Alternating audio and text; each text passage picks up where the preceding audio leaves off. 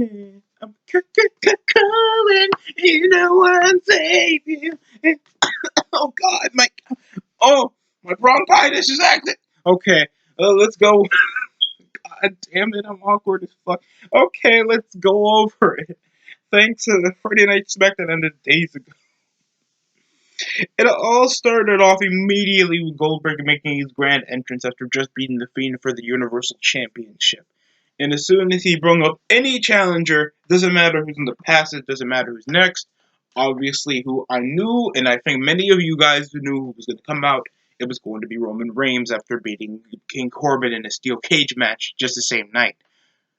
And I don't know why they didn't want to issue a rematch for The Fiend, because you know what happens later in the afternoon, later in the show.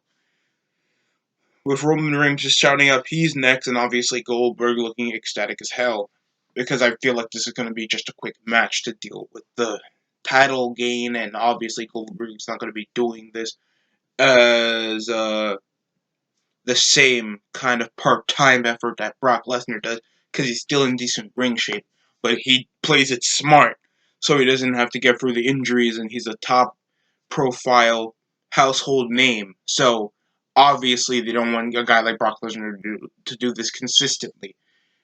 My thoughts on this, it kind of lessons for just a ridiculous feud that doesn't need a title match. I can understand why they want to make the Fiend more big as to face off against John Cena. Plus, these guys wrestled WrestleMania 30, so they obviously have that kind of experience with each other. Obviously, the Fiend's gonna make this, oh, back then you didn't get my push. I just feel like this is just going to reference what he did back then to lessen Bray Wyatt's growth and make that the reason why the Fiend wants to fight against Roman. I know this is fantasy booking-esque, but anything to make SmackDown this built up, because at least I have two high-profile matches that they are able to bring up since redoing the brand split. Because ever since then, SmackDown has been a lesson point of just feeding the Fiend names after beating Daniel Bryan twice, beating The Miz, beating Seth Rollins before fully the brand split started. You're telling me now that it took this long until WrestleMania time for the Fiend to actually have a legit name on his list before maybe he'll face off against Roman Reigns for the Universal title soon. It's good, but it just feels bittersweet at this point, because I felt like the Fiend could have had a lot more if there was a better roster. Thanks to we lost Kevin Owens to Raw. Bobby Lashley could have been on SmackDown. Just anybody else could have been even Andrade, but now he's on SmackDown with Angel Garza, so they have a more in-depth roster. I just feel like SmackDown just lost a lot, and now we have loaned part timers for a big event for big matches involving SmackDown. Not a lot of big stuff is going to happen come later on after WrestleMania, and you might not see anything big until SummerSlam or Money in the Bank.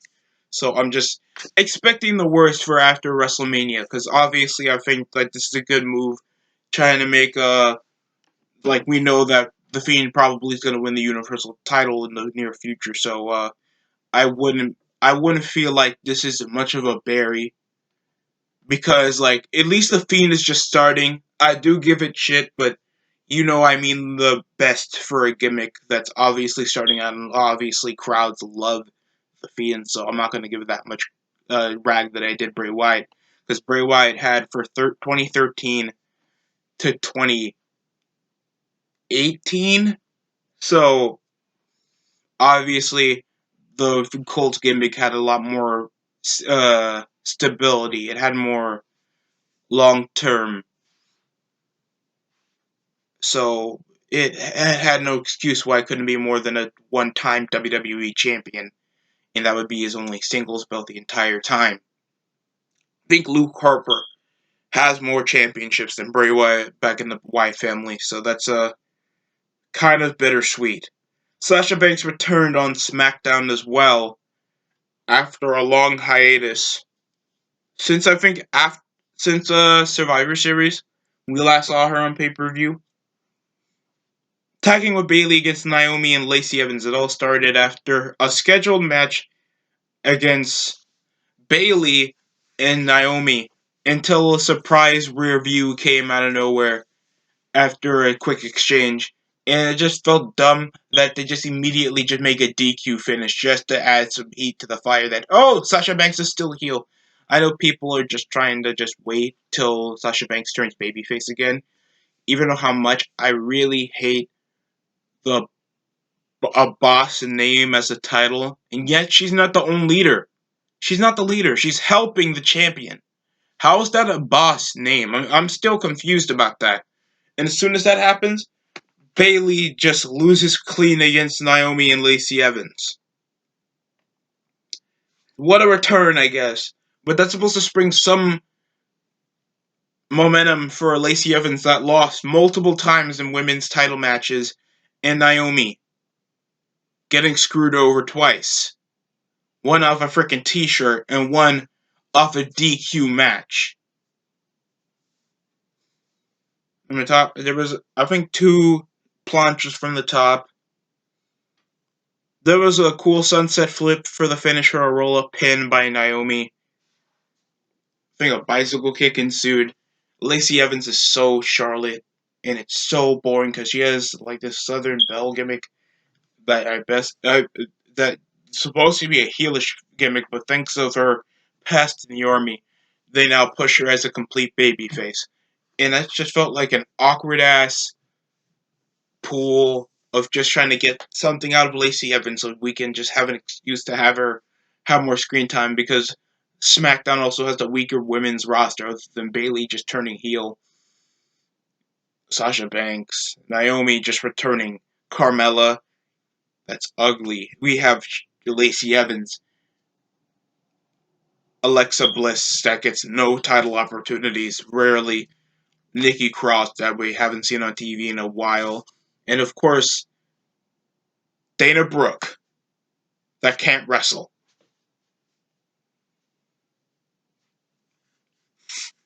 So that's my opinion on it. Next up was Robert Roode against Kofi Kingston. And they even started off like, oh, it's like Biggie and him. It was like, we have to get back on that horse. And then it's like closed up like it's such an iconic encounter. Robert Roode against Kofi Kingston. If you don't shut up and calm down, Kofi Kingston hasn't been high profile since holding on to the WWE Championship. And then he loses it in record time. There's no, there's no, oh my god, it's like Zack Ryder having a 20-minute match for the WWE title and losing. And like we call him a prestige, like yeah, sure, that can make you a high profile wrestler. Just Kofi Kingston is still part of a babyface group at this point. And he has a pretty alright match with Robert Roode, to be honest. Glorious DDT got countered into SOS after the spine buster nearly got a 3 count. A big little double stomp on the shoulders, putting down Robert Roode. It was a close match. Trouble in Paradise got countered into a spinebuster until Dolph Ziggler came to interrupt into a schoolboy 1-2-3. Robert Roode picks up the victory, and then we go into Sonya Deville and Mandy Rose saying, Sonya Deville trying to tell that Mandy Rose is her man because obviously they're trying to build up to a feud love triangle involving Ziggler, Otis, that was also backstage at that point, and Mandy Rose. And people are, of course, excited because it gets into a character that we can literally vouch for. The fat boy trying to get the box. I can relate. So, obviously, decent way to build up heat, I guess, for the Dolph Ziggler still wearing caps, looking like he screwed his own sister before the match. I don't know what happened to the revival. I don't know why that popped out of my head, but I know that the contracts are up for the revival, obviously, over their booking decisions and how they've been booked for most of the last few years they've been the main roster. I would try to ask for my release, too, at this point. Sin Cara, the Ascension that were supposed to be promising back in 2015, they didn't do anything. They didn't even win the tag titles, and they've been here since for like over 5 years. But but Anderson and Gallows wins it like 3 times, the Raw Tag Team titles, and not once have they won clean on Raw, ever. Rarely. And I don't know why when they were like after Miz and Morrison came out, they still call them the Lucha House Party. Why don't you just call them the Lucha Dragons? Kalisto's still in that group. Next up, we had the contract signing for the Intercontinental Championship match. It will be official. It will be a handicap match, 1-on-3. Nakamura, Cesaro. He keeps calling him Nakamura-san, and that just cringes the fuck out of me. Because it tries to make, like, what kind of diverse, liberal, weird, green, ginger, loser, crappy guy Sami Zayn came into a promising wrestler from NXT to just now being this awkward manager. Oh, but he did the hula kick after the contract signing. That means he's going to do some sort of wrestling other than bump over a shoulder tackle from Braun Strowman. Braun Strowman knows he's going to be against all odds, even if he faces off against Nakamura one-on-one.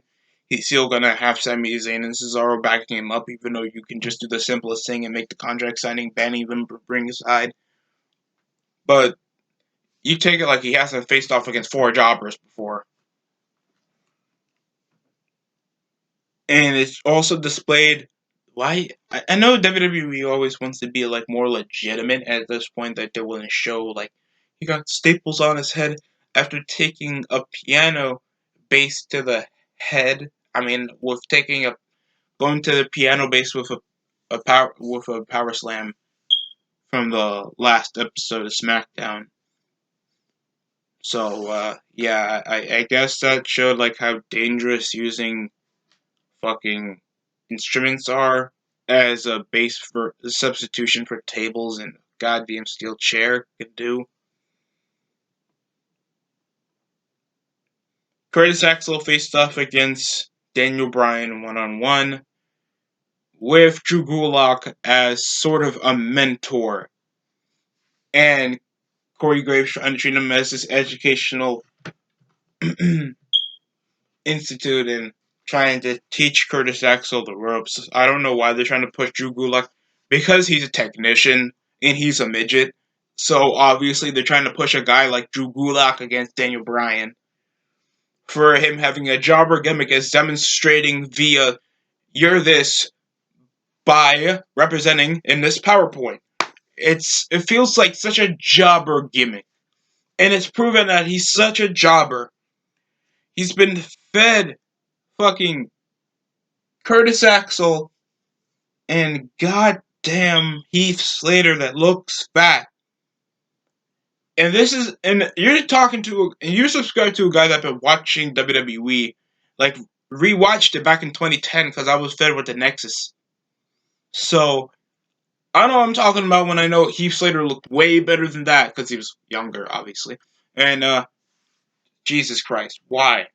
Seeing so many guys in over 10 years take care of their body better than that. So after the match, no, that was technically it. He just got a yes. He just gave him the yes lock and just a yes chant.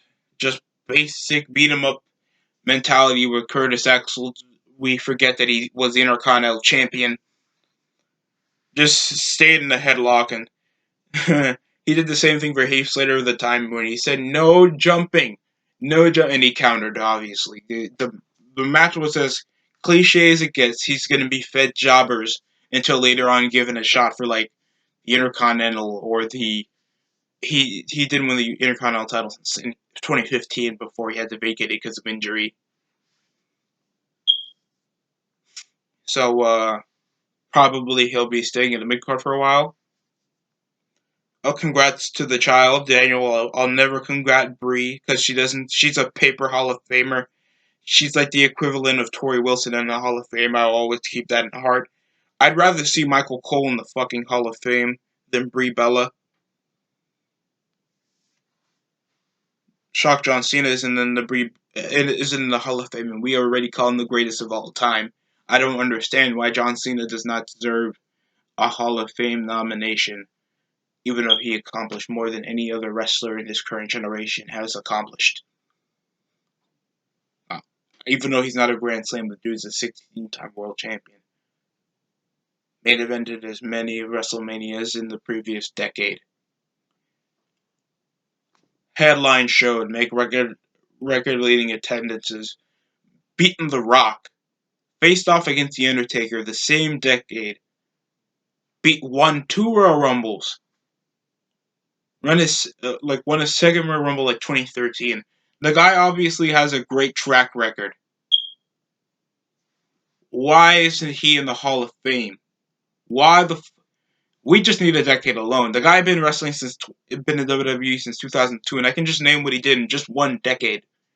You know how dumb that is? That WWE still knows John Cena's not a Hall of Famer. He's not a Hall of Famer yet. He still got he got like 20 years left. He can still wrestle for us. We need money.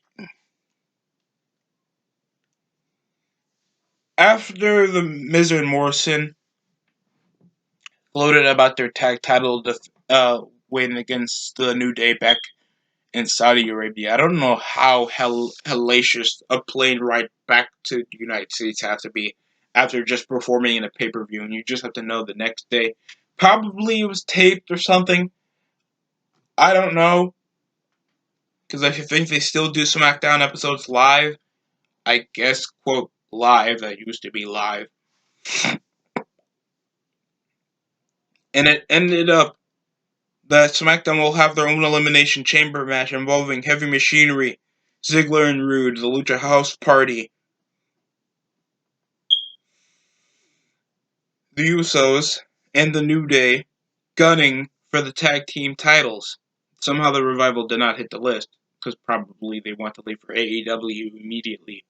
Obviously not for Impact or Ring of Honor. They have to go where the real money's going to be. It's going to be to a franchise that's starting up, and it's going to be on a major television network like TNT. So, got you there. So, what would happen? They would face off against the Usos and lose to a clever sunset flip into a frog splash, a good counters into super kicks, clever pinfall breaks. It was just it was a good match. It was a good match, but if you have your first tag team champions losing to just gain traction for the baby faces, just to build up this what if moment, who's going to win the tag team titles, it's obviously not going to be the Lucha Bros because they've been jobbers, and I hated them since they feuded with Lars Sullivan. The New Day win them way too much. The Usos probably might win it, I guess. It just equal with the New Day after their previous promo they had the last week before Super Showdown. Otis and Tucker probably. I don't know why they're trying to make a gimmick match, a multi-man match, even though this is their first time holding the titles in so long. So it was cool to see their little entrance, their champions entrance. Miz even does the bro. I haven't seen that done since 2009. That is, oh my god, I'm all this. Okay, that's technically the review. Also, the Cena moment involving him saying it's better if I let the young guys go to WrestleMania.